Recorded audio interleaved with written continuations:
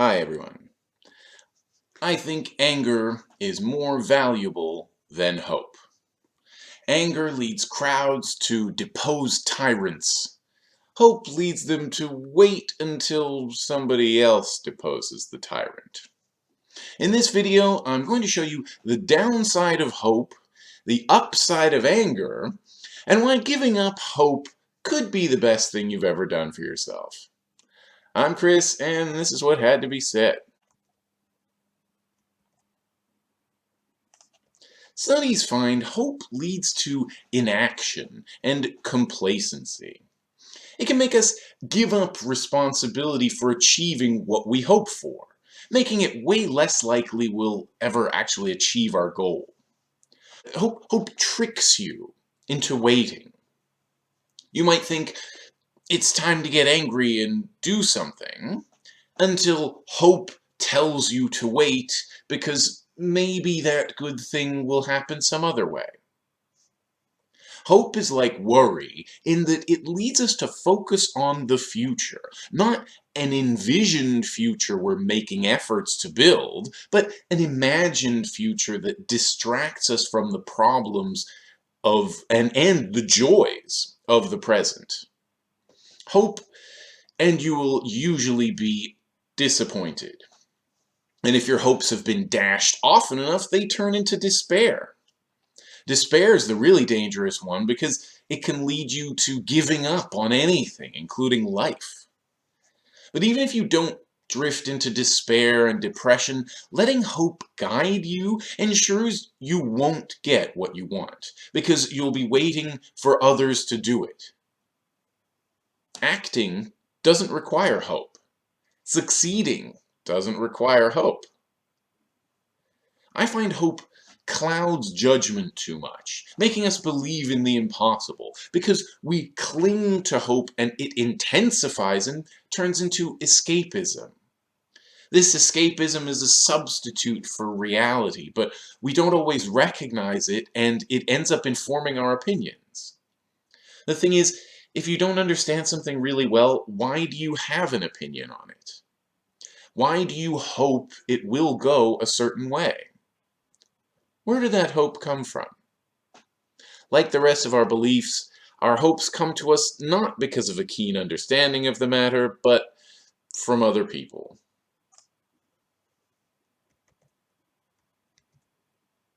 We're offered hope at every turn, trained to hope for things that will never happen. In school, we're taught to believe in the myth of progress. I don't want to go too much into the myth of progress beyond telling you to look for James Lowen's work, which I link to in the description, but basically history textbooks in the US make American history look like one long, inexorable march toward things getting better. It amounts to telling students never to fight the system, capitalism, the state, patriarchy, white supremacy, and so on, but work with it, because the system is the fount of progress, when the truth is the system exists to kill progress. In politics, they usually sell you hope in the form of the next reformist politician. It was even Obama's campaign poster.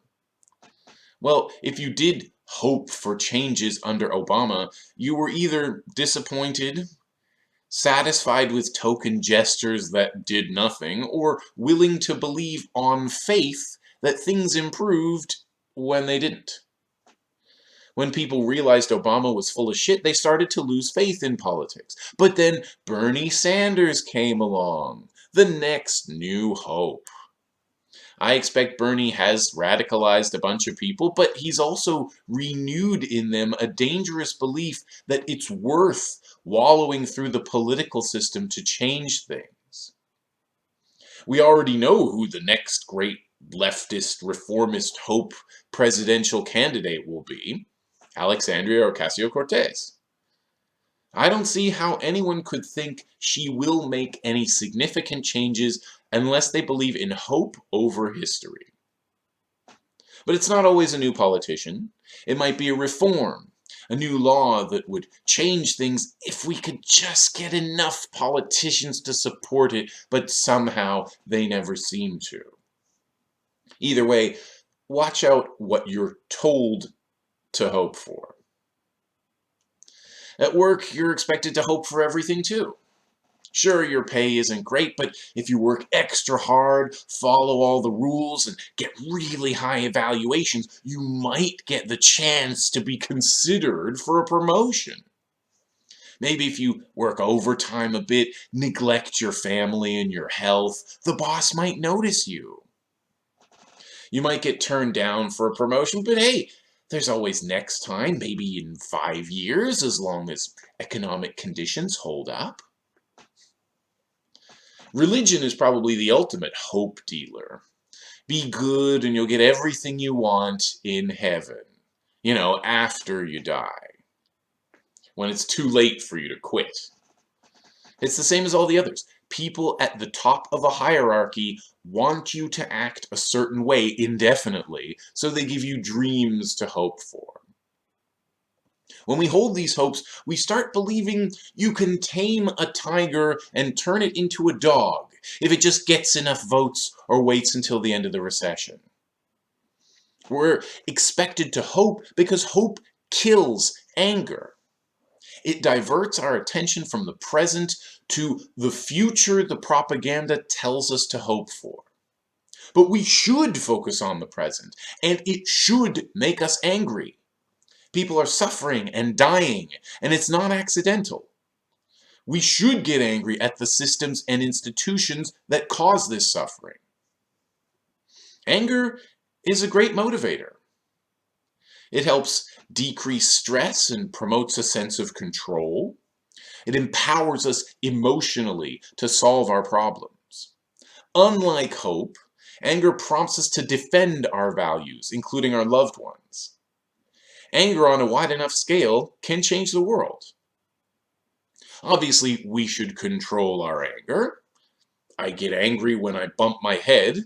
Doesn't mean I'm entitled to compensation. But if you've seen any of my other videos or just pay attention, you'll know there's plenty to be mad about. Every violation of another person's body or their freedom is a reason to get mad. I think most anger is generated in righteousness, like when an injustice befalls yourself or someone you care about. See, anger and even hate come from love. Hope comes from propaganda. Our focus should be on ascertaining and accepting reality. I think most of us, or all of us, have trouble facing reality sometimes. But when it's something that really matters, I think it's for our own good not to deceive ourselves. Anger that people don't understand and don't try to understand gets hijacked by people wielding propaganda. Anger with no analysis of causes and systems is what leads people to the right. Right-wingers are basically people who are angry at people they've been told to be angry at. You don't want to fall down that hole. So understanding is crucial. I talk a lot on this channel about how to think about and analyze institutions of power. So check out other videos for that. They're all on slightly different topics, but they're written to help you understand that aspect of the world so you don't waste your time and effort on something endlessly frustrating like elections. If you don't understand why, say, worthwhile reforms never get passed, then you shouldn't be pushing for more of them. But being realistic also means acknowledging our feelings and the huge role they play in our judgments and decisions. You can do that by being aware of when feelings change and why. Being realistic enables me to separate the possible from the hopeless, so I can work toward the possible without sparing much emotion for things that won't change. True self-awareness comes from analyzing where your feelings come from. Why do you feel hope? Where did it come from? Whose voice is it that's telling you to hope? And why is it telling you to hope for that outcome? Your hopes might not be futile, of course, and hope can be a coping mechanism. It's not that hope has no place in life. I just think we should focus on reality and never let people sell us hope to replace action. I think people out there who are rioting and looting have done that. They understand their own situation much better than the conservatives telling the world they're destroying their own communities. No, they aren't. They're attacking an enemy, a system that has kept them down for centuries. How is Target and Walmart their own community? They don't waste their time on hope.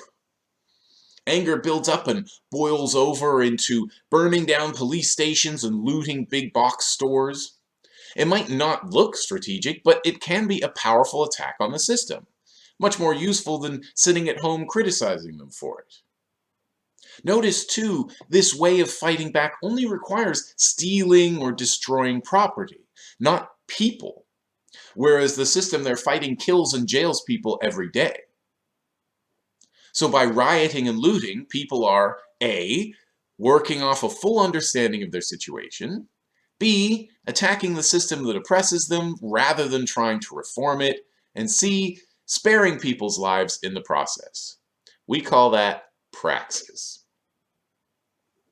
If direct attacks on corporate and state property isn't your thing, you can still be a part of a movement. Not all organizations will be to your taste, but a movement doesn't require distinct organizations, just people with a common purpose. Set up mutual aid arrangements among your coworkers and neighbors and friends and the homeless people downtown. I think it would provide immeasurably more meaning for most people's lives than working and voting and being disappointed. You don't have to know or expect things will turn out well before acting. I don't run this channel because I think it will change the world. I know it's possible to use this analysis and these ideas I talk about to change the world, but I don't know how likely it is that anything will change. I can't estimate the probability that we'll achieve a free, classless, borderless world, but at least I can make some contribution toward it. And so can you.